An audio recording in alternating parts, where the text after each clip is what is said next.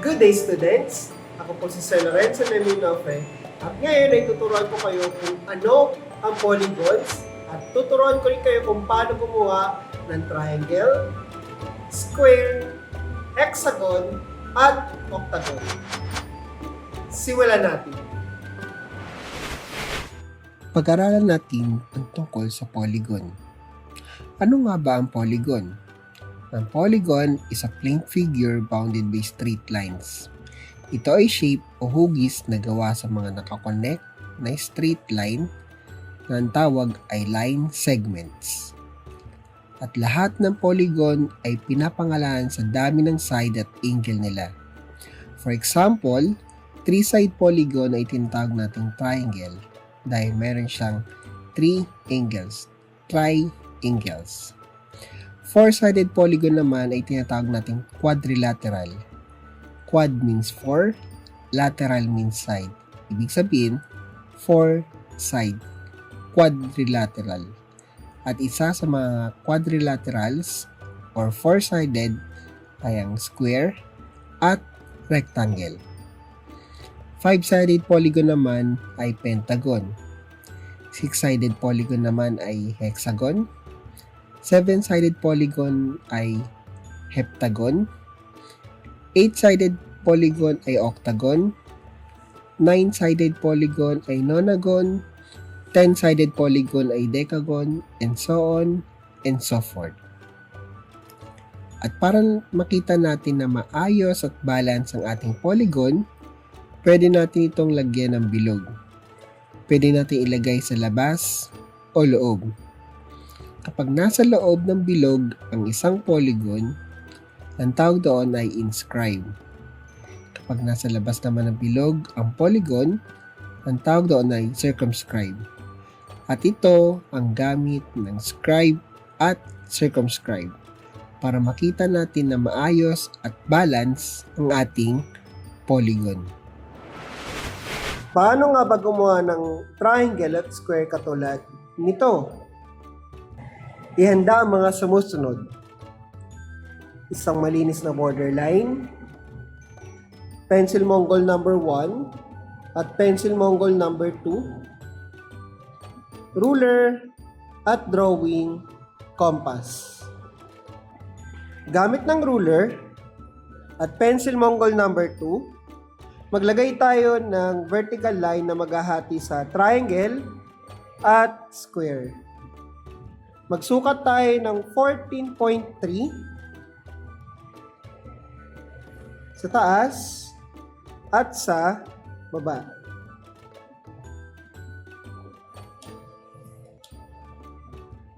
At gumawa tayo ng isang vertical line.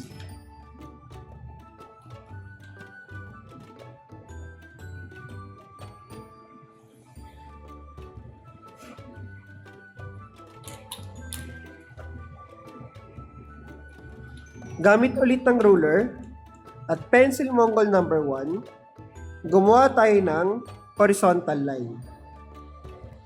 Simula sa taas na border, ay magsukat tayo ng 11 cm.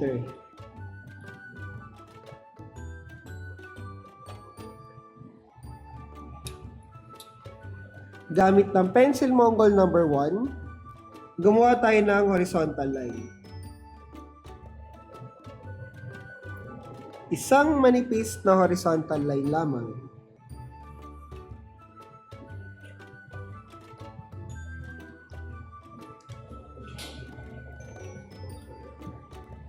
Ngayon, meron na tayong dalawang lalagyanan. Dito ang triangle at dito ang square. Dito muna tayo sa kaliwang bahagi or left side.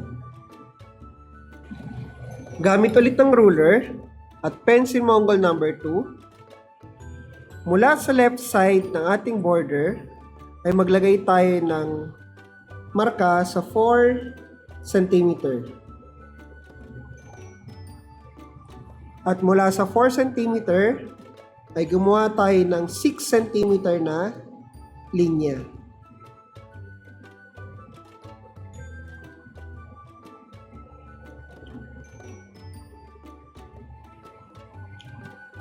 Pwede natin ulitin 2 beses para kapalan.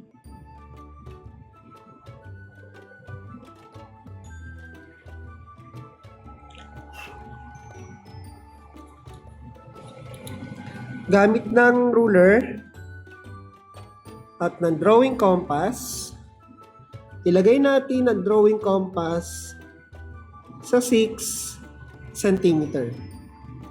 Yung needle sa 0 at yung pencil sa 6 cm.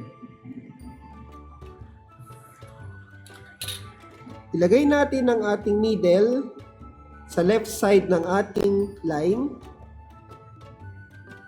at ang pencil sa right side ng ating line. At gumawa tayo ng arc pataas.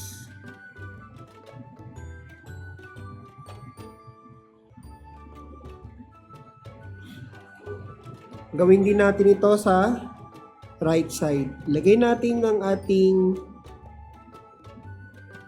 needle sa right side, ating pencil sa left side, at gumawa tayo ng arc.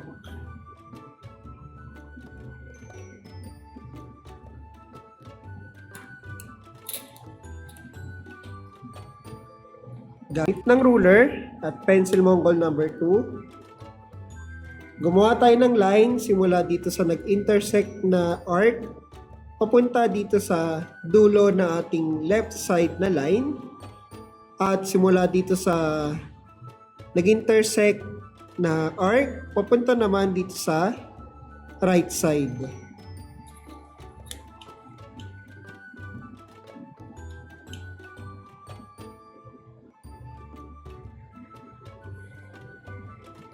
Pwede natin ulitin 2 beses para maging makapal.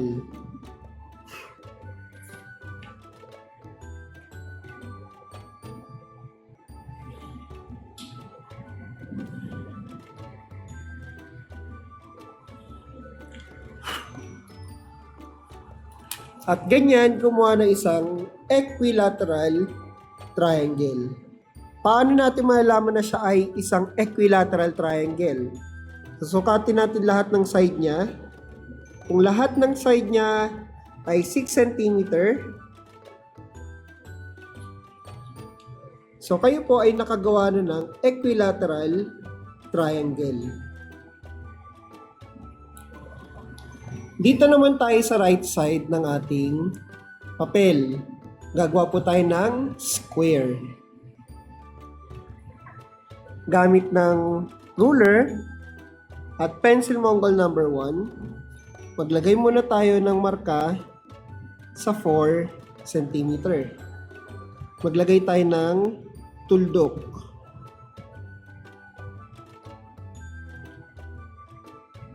At simula sa 4 cm,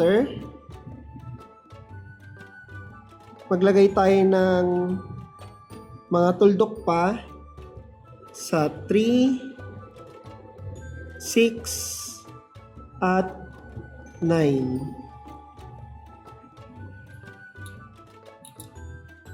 Pangalanan natin ang mga tuldok na ito ng A, F, B, at G.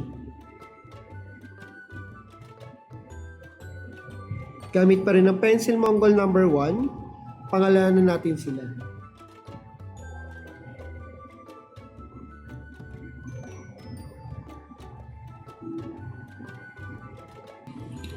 Gamit ng ruler at natin drawing compass, iset natin ang ating drawing compass sa 8 cm. Ang needle sa 0, ang drawing compass or ang pencil sa 8 cm. Pag naiset na natin, hawakan na po natin sa handle. Huwag na natin galawin sa legs at baka gumalaw pa ang kanyang sukat. Ilagay natin ang needle sa point F at gumawa tayo ng arc sa taas ng point B.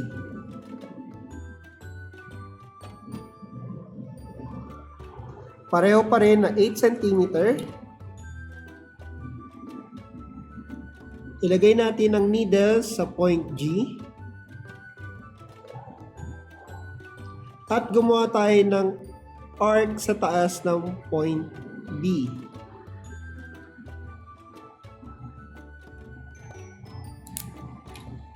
Ang nag-intersect na arc na ito ay pangalanan nating point H.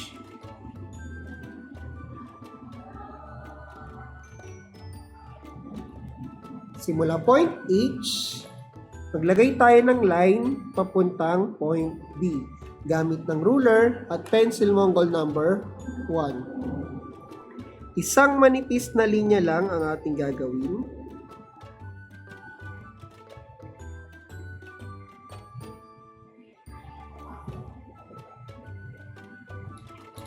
Point H papuntang point B.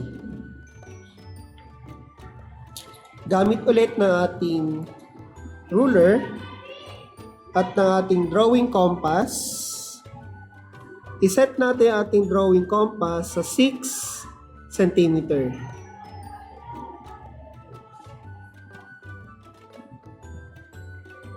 Pag naiset na natin, huwag na natin galawin ng ating legs at hawakan na natin sa handle. Gumawa tayo ng arc sa taas ng point A. Ilagay natin ang needle sa taas sa point A at gumawa tayo ng arc sa taas ng point A. Ganun din ang gawin natin. Ilagay natin ang needle sa point B at gumawa tayo ng arc sa taas ng point B.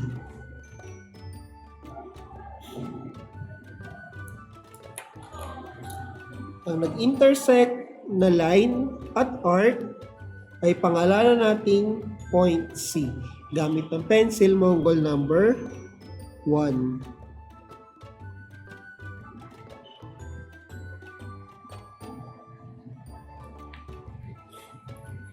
Gamit ulit ng ruler at drawing compass, iset ulit natin sa 6 cm. Ating drawing compass. At ilagay natin ang ating needle sa point C.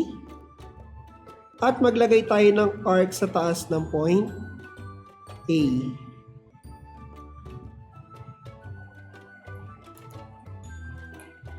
Ang nag-intersect na dalawang arc na ito ay pangalanan nating point D gamit ng pencil Mongol number 1.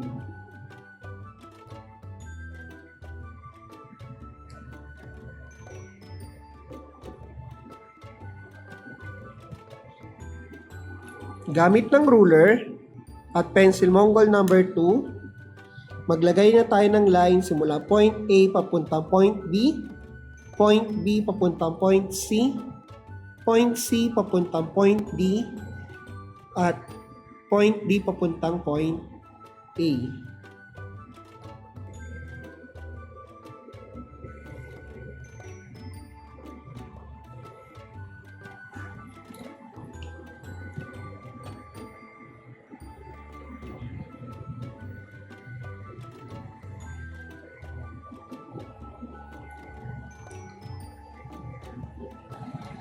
At ganyan gumawa ng square.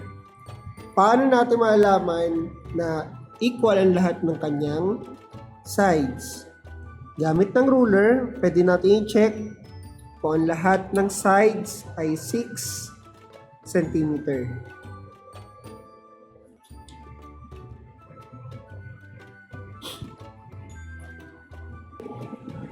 Maglagay tayo ng pangalan ng equilateral triangle at square sa taas ng mga shapes.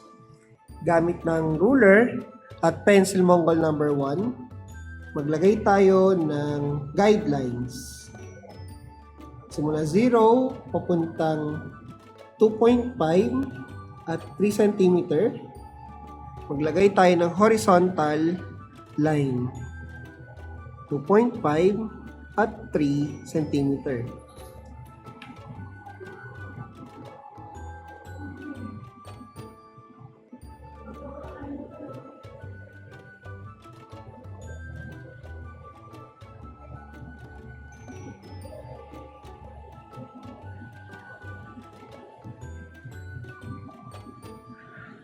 Gamit ng pencil Mongol number 2, lagyan natin ng equilateral triangle at square.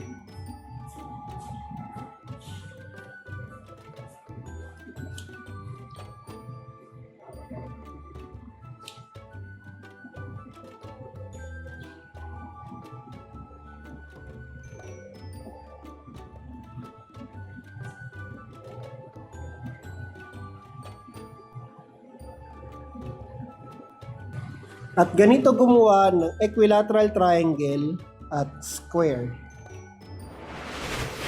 Paano nga ba gumawa ng hexagon at octagon katulad nito? Ihanda ang mga sumusunod. Pencil Mongol number 1, pencil Mongol number 2, ruler, at drawing compass. Kasama na rin ng malinis na borderline. Gamit ng ruler at pencil Mongol number 2, hatiin natin sa dalawa ang ating borderline. Kung saan dito natin ilalagay ang hexagon at dito natin ilalagay ang octagon. Gumawa tayo ng vertical line na ang sukat ay 14.3. Simula sa left border, 14.3, gamit ng pencil Mongol number 2. Isa sa taas, isa sa baba. Vertical line.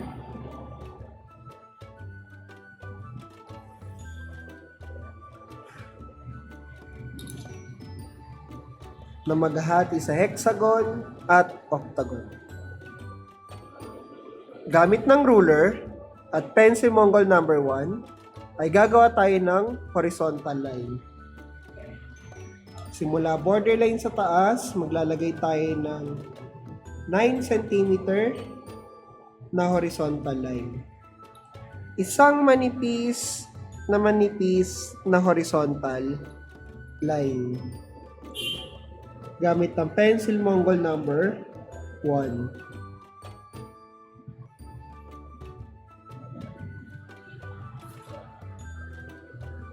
So, meron na tayong lalagyan ng hexagon at octagon.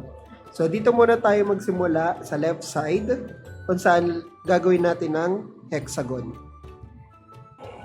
Gamit ng ating ruler at pencil Mongol number 1, simula left side na ating border, ay maglagay tayo ng tuldok or bilog dito sa 7.2.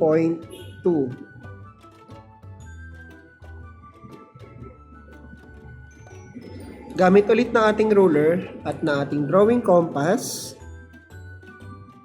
ilagay natin ang ating needle sa 0 cm at ang pencil sa 4 cm. Pag naset na natin ang ating pencil sa 4 cm, huwag na natin galawin yung legs, hawakan na natin sa handle. Ilagay natin yung needle dito sa ginawa natin tuldok. I-check natin kung hindi nagalaw ang papel at ng drawing compass sa papel. At gumawa tayo ng bilog. Isang manipis na bilog lang muna. Simulan natin sa half circle kung hindi natin magagawa ang buong bilog.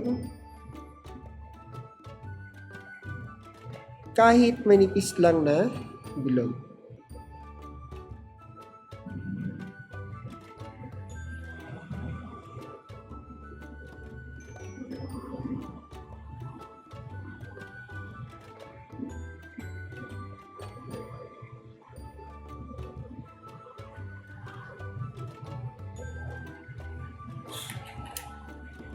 Gamit ulit ng ating ruler at ng ating drawing compass, iset ulit natin sa 4 cm ang ating pencil.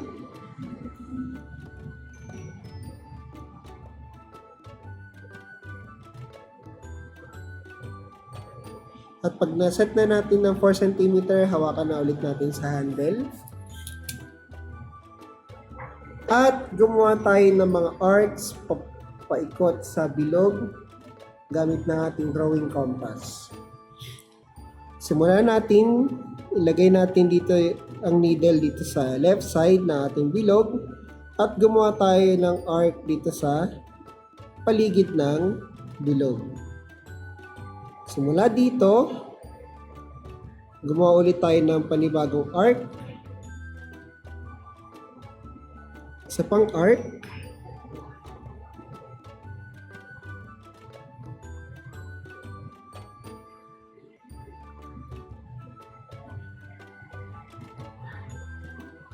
Isa pang arc.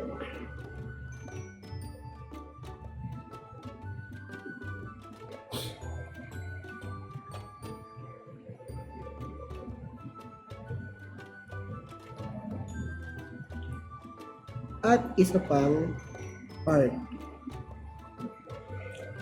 So makakabuo tayo ng 1, 2, 3, 4, 5, 6 na arcs. Gamit ng ating lapis ng ruler at ating pencil Mongol number 2 ay ipag-connect natin lahat ng mga arcs na nag-intersect sa circle.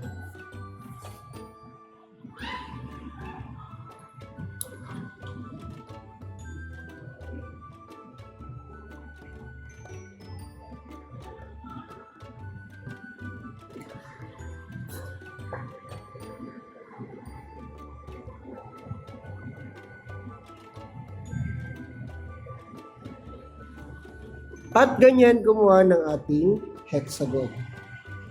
Para ma-check natin kung pantay lahat ng sukat, so i-check natin kung lahat po siya ay nasa 4 cm.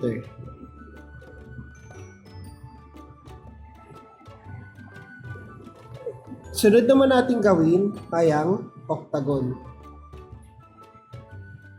Gamit ng ruler at pencil Mongol number 1, maglagay muna tayo ng tuldok sa 7.2.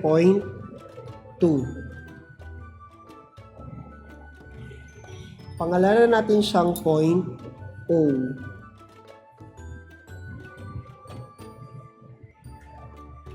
Gamit na ating ruler at na ating drawing compass, iset natin ang ating drawing compass sa 4 cm. Pag naiset na natin sa 4 cm, hawakan natin sa handle at ilagay natin ang needle sa point O.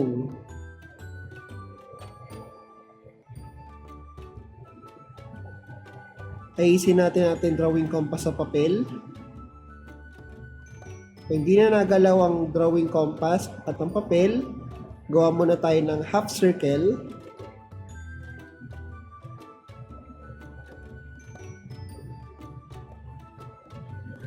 At gawin natin half circle sa baba.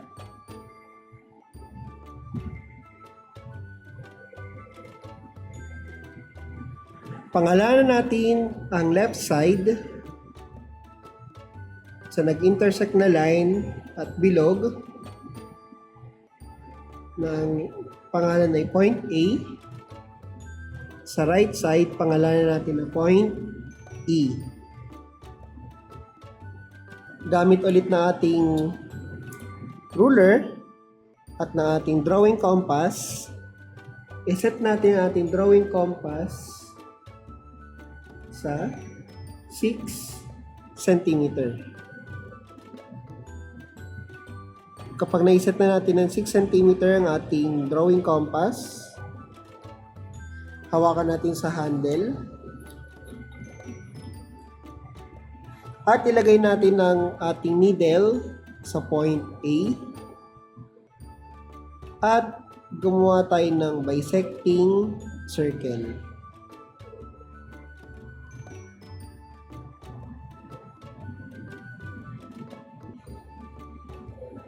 Ilagay natin ang ating needle sa point E.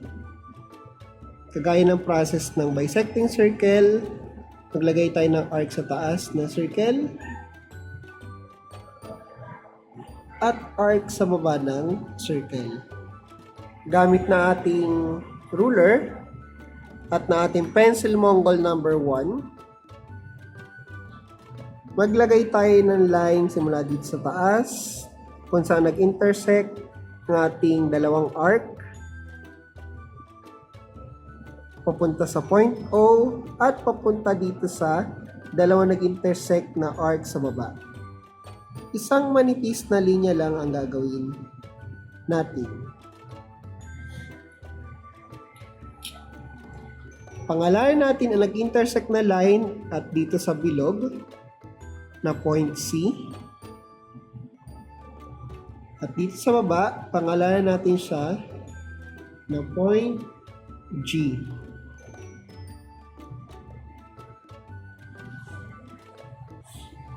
Gamit ulit na ating ruler at na ating drawing compass, iset natin ang ating drawing compass sa 4 cm.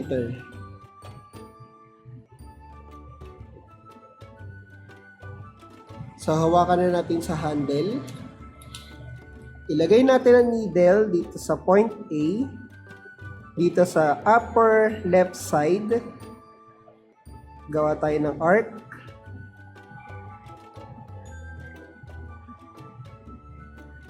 At gamit pa rin ang ating drawing compass na may sukat na 4 cm, ilagay natin ang ating needle sa point C at maglagay tayo ng arc sa upper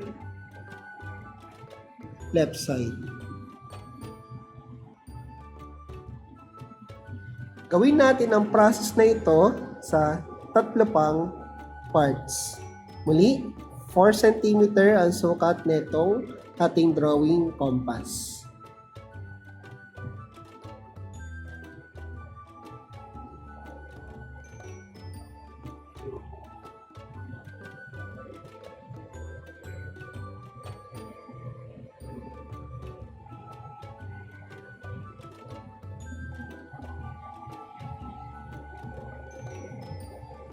Gamit na ating ruler at pencil Mongol number 1, gumawa tayo ng intersecting line simula sa mga arcs papunta sa point O, palabas sa mga intersecting line at arcs natin.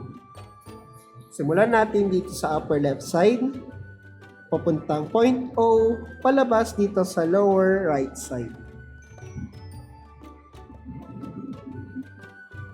Gamit ng pencil Mongol number 1, manipis na linya lang po ang gagawin po natin. Pangalanan natin ito na point B.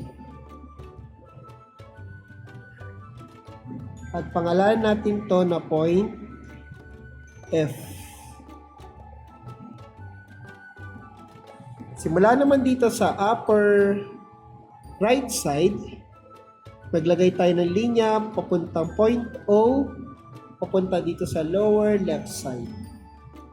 Gamit na ating ruler at pencil Mongol number 1. Pangalanan natin ito na point D. At pangalanan natin ito na point H.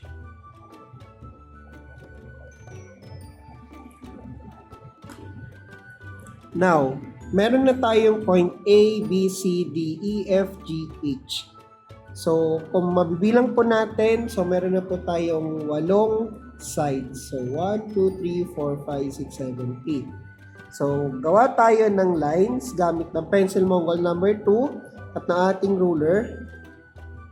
Mula point A papuntang point B papuntang point C papuntang point D, point D papuntang point E papuntang point F papuntang point G papuntang point H, at point H pabalik ng point A. Gamit ng pencil Mongol number 2, gumawa tayo ng linya. Kapalan po natin ang mga linya.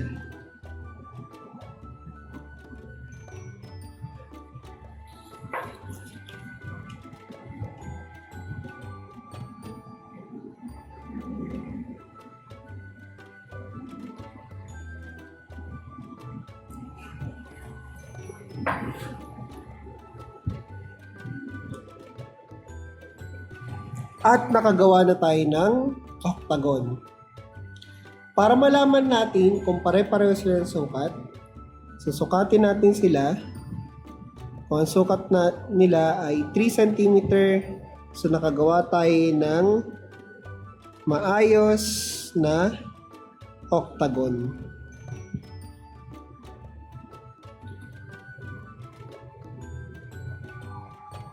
Lagyan natin ang pangalan na hexagon at octagon sa taas. Gamit na ating ruler at pencil Mongol number 1, maglagay tayo ng horizontal line para guideline para sa kanila. Ang sukat niya ay 2.5 at 3 cm. Gamit ng pencil 1, gawa tayong horizontal line. So, ang sukat ay 2.5 at 3 cm.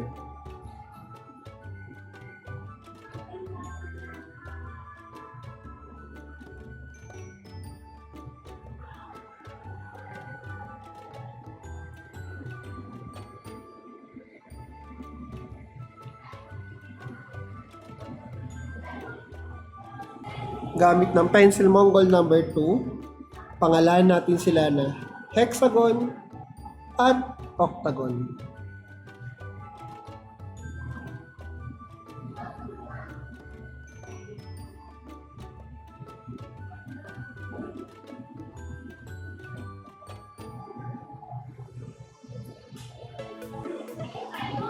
At ganito gumawa ng hexagon at octagon gamit ng drawing compass, pencil, at ruler.